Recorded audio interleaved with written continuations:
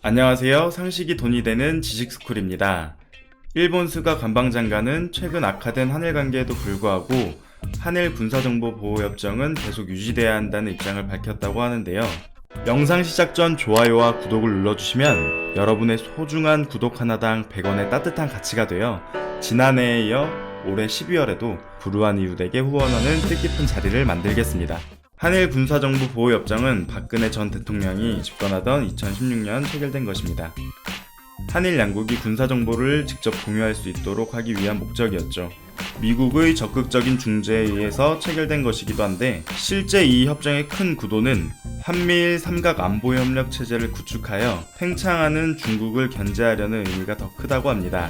해당 협정은 광복 이후 한국과 일본이 맺은 첫 번째 군사협정입니다. 한일 군사정보보호협정의 유효기간은 1년, 하지만 상대국에서 협정을 끝내자고 하지 않으면 1년 자동 연장됩니다.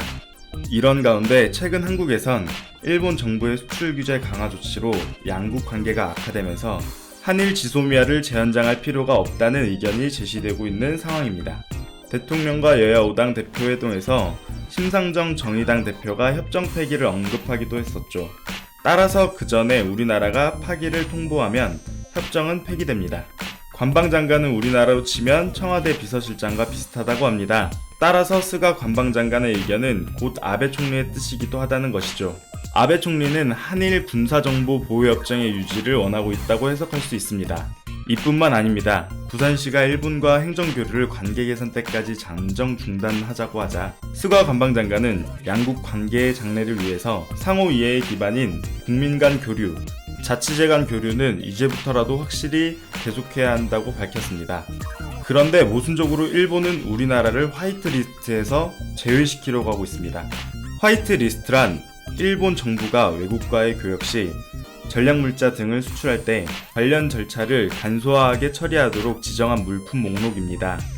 만약 일본 화이트리스트에서 우리나라가 제외된다면 약 1100개의 품목이 규제 대상이 되어 큰 피해를 입을 수 있습니다.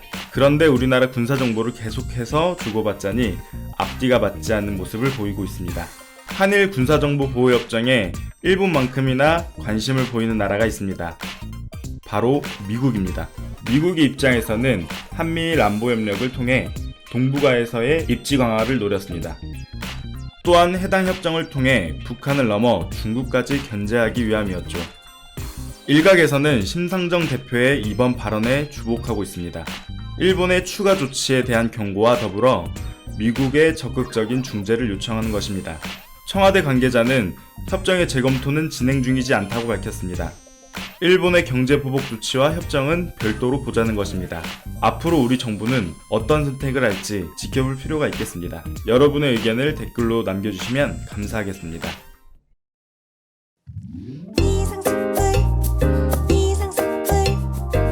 주식을 모르면 이상스쿨 주식을 모르면 이상스쿨 주식 모르니 이상스쿨